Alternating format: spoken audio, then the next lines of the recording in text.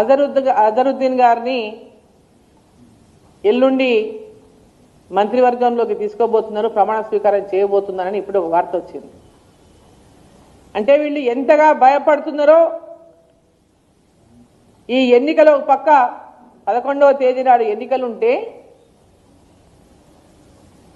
జనరల్గా ఎన్నికలు జరుగుతున్నప్పుడు, ఉప ఎన్నిక జరుగుతున్నప్పుడు రాష్ట్రంలో కోడ్ అమల్లో ఉంటుంది, ఇటువంటివి చేయడానికి వీలు ఉండదు. కానీ ఇది జూబ్లీ హిల్స్ వరకే పరిమితం, ఎన్నికల కోడ్ జూబ్లీ హిల్స్ వరకే ఉంది కాబట్టి మేము మంత్రివర్గాన్ని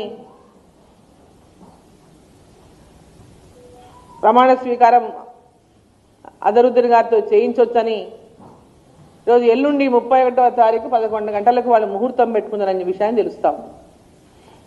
అంటే ఇదంతా చూస్తుంటే కాంగ్రెస్ పార్టీకి వాళ్ళకు ఓడిపోతామనేటటువంటి భయం పట్టుకున్నది.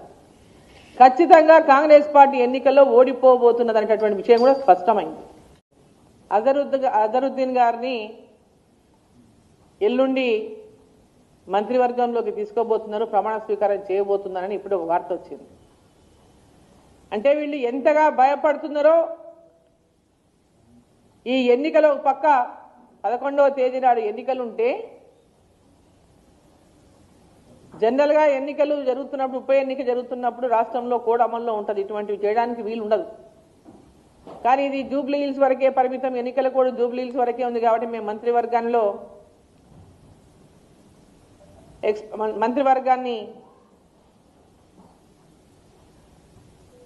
ప్రమాణ స్వీకారం అజరుద్దీన్ గారితో చేయించొచ్చని ఈరోజు ఎల్లుండి 31వ తారీఖు 11 గంటలకు వాళ్ళు ముహూర్తం పెట్టుకున్నారనే విషయాన్ని తెలుస్తాం.